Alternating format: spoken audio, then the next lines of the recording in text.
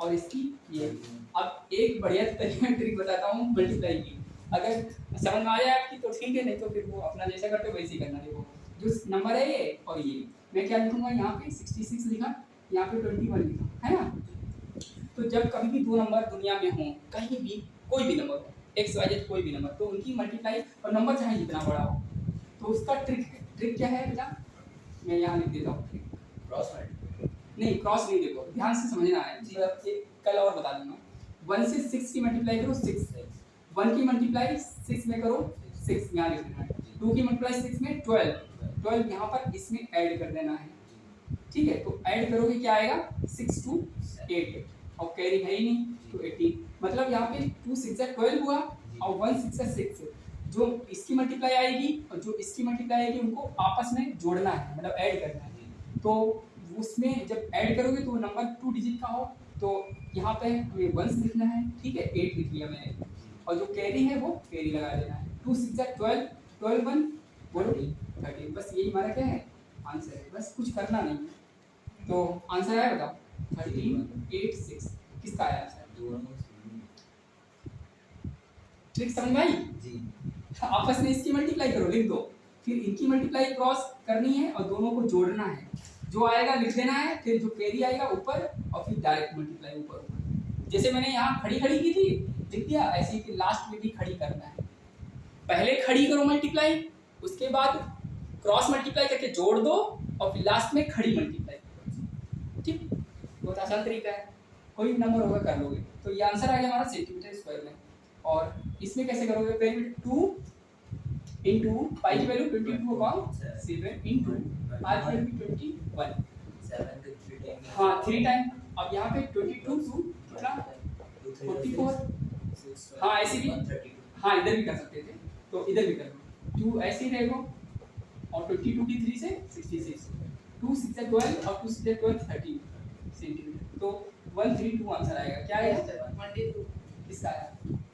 आप लोगों का आया? अब तो यार सीख गए हो, बड़ी अच्छी बात है, ठीक है।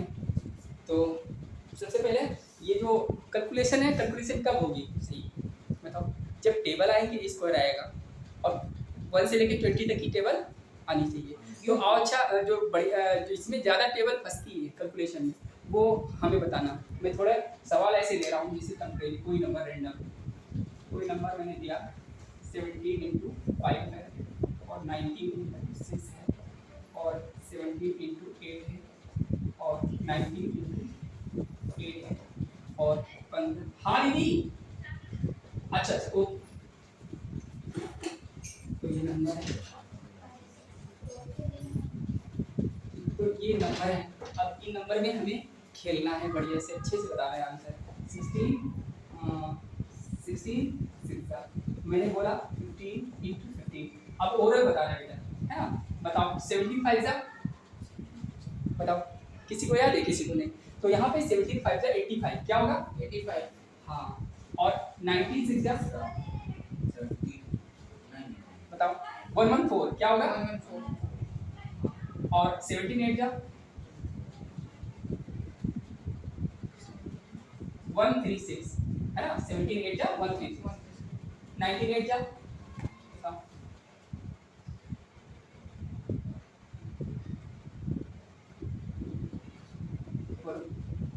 152 क्या लिखोगे 152, हाँ। तो इस तरह से याद 55 जा 75, हाँ, ये इस तरह से देखो, जैसे तुमने ये बताया ऐसे ही सारे बताने हैं। अब इतनी देर में देखो लिखे सारे, मैं डायरेक्ट लिख सकता था, तुम्हें मौका दे रहा था ताकि बोलो। तो ये जब आएंगे क्वेश्चन ना तो डायरेक्ट ही बोलना, जैसे तुमने यहाँ पर बोला मैं ये चाहता हूँ, समझे। सर नाइस जॉब टेबल तब जल्दी से लाइन से कभी आता ही नहीं मैथ में भाई। अब ये बच्चे 3rd 4th के बच्चे थोड़ी कोई कि वहाँ मैम कहेंगी बेटा खड़े हो जाओ सुनाओ, है ना। नहीं सर, जैसे ये है नहीं, 12 का टेबल देखिए 12 5 से होता है 60 और 13 5 से 65, ऐसे 5 5 बढ़ता जा रहा है सारे टेबल। नहीं बढ़ना नहीं, कोई रैंडम आ सकता है, मैंने रैंडम कोई भी नंबर हो सकता है, ऐसे जरूरी नहीं कब कहाँ पे बढ़ना है। ये यहाँ पे ट्रिक नहीं है, वो वाला नहीं दे रहा हूँ, मतलब कोई भी सवाल आ सकता है। जैसे मैंने बोला 16 6 से कितना होगा, आपस में मल्टीप्लाई होगी तो कितना होगा। तो अब ये नंबर देख कर पता होना चाहिए इसका स्क्वायर है दोनों का, तो मतलब 256 क्या होगा आंसर 256। यहाँ पर 15 15 का क्या होगा 225, 225, बस हो गया। ऐसे चेक भी करना है यार कहीं पे डबल तो नहीं हो रहा है, तो इस तरह से डायरेक्ट इसमें विद इन सेकेंड का काम है। ठीक, तो ये सब जो है नोट कर लेना है और दिमाग लगाना है कि मैंने क्या पढ़ाया, क्या सिखाया, और उसे याद करना है घर में। ठीक है, नोट करना है कॉपी में।